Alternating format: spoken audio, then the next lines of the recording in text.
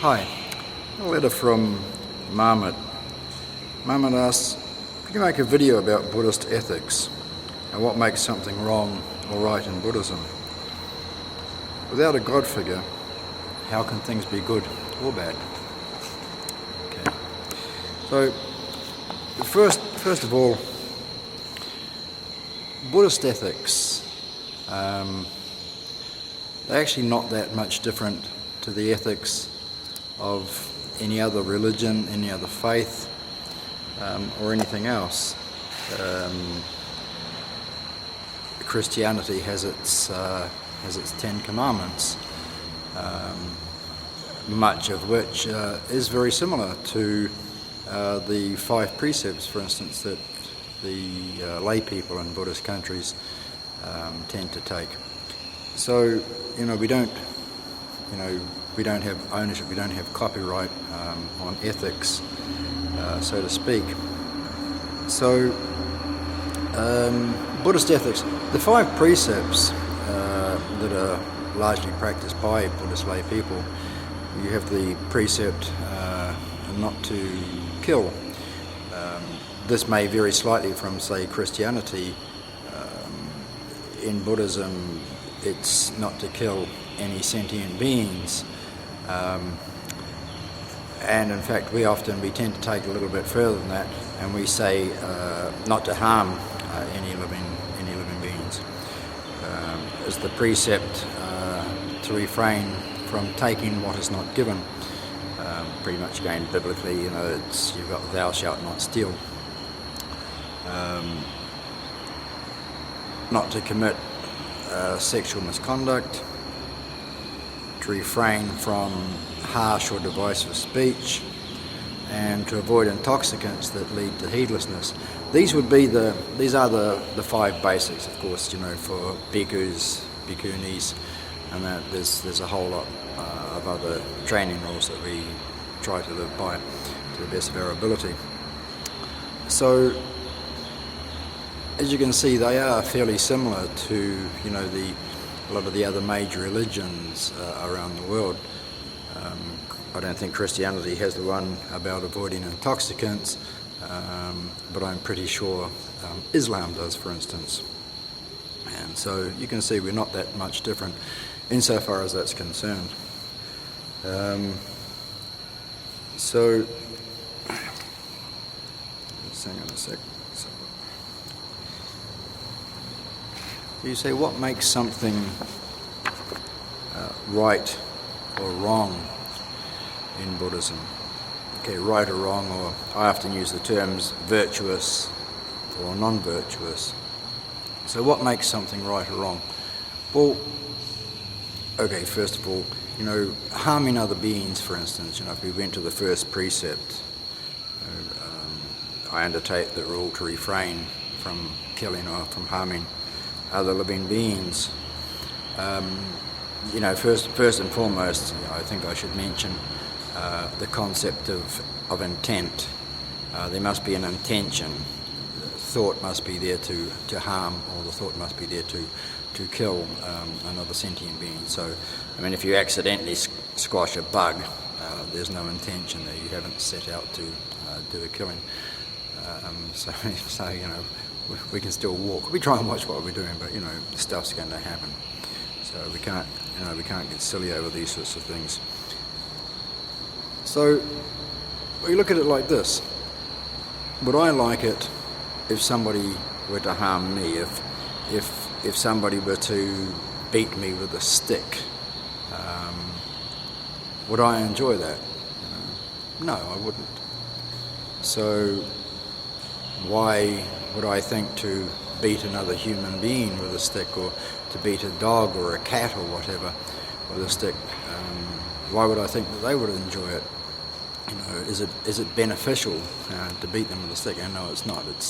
It's never ever beneficial to beat anybody, to harm anybody, to harm anything.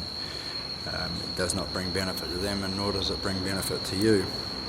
Of course, stealing, we know that it doesn't bring benefit to others. Sexual misconduct, all of these things. Harsh or divisive speech. Now, that can get a bit tricky sometimes because, we have a thing about not lying, Now, sometimes we have to ask ourselves, is it beneficial to tell the truth? Or is it more beneficial to be perhaps diplomatic in the way that we deal with certain things that are taking place? So we try to keep our speech, we try to moderate our speech, but sometimes telling the truth may not particularly be beneficial at a particular point in time. Somebody may not quite be ready for that sort of thing.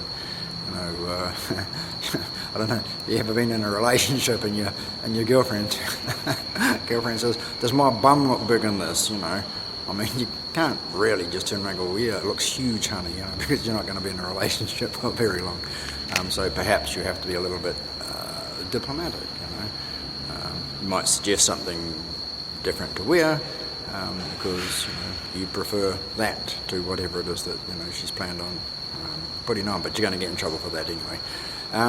But no, we can be a little diplomatic sometimes. We have to work out, why am I saying what it is that I'm saying? Who's going to benefit from it?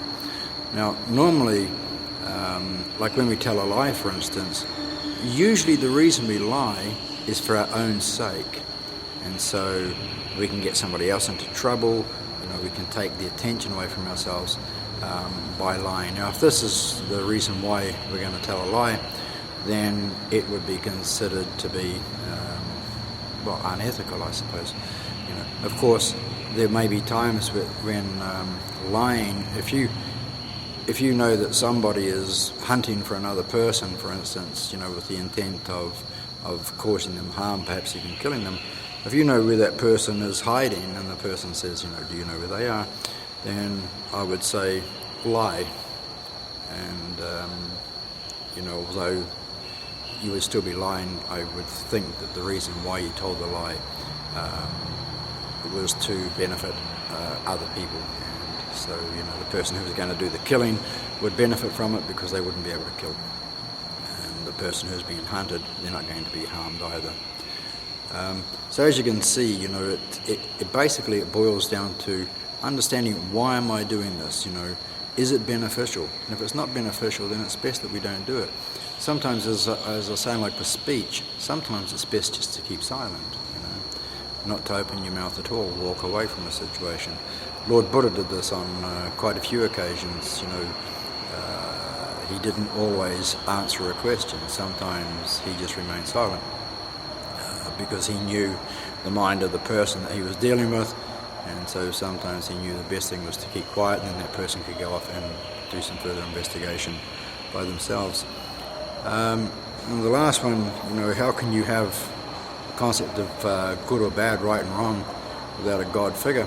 Well, again, if somebody was to hit you with this, with a big stick with a baseball bat, for instance, you wouldn't need God to tell you that was painful. You wouldn't need God to tell you that person shouldn't have beat you with that baseball bat.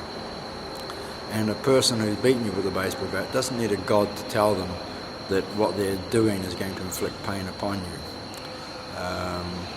Don't forget that there are many, many very good atheists out there, for instance, who don't believe in a God.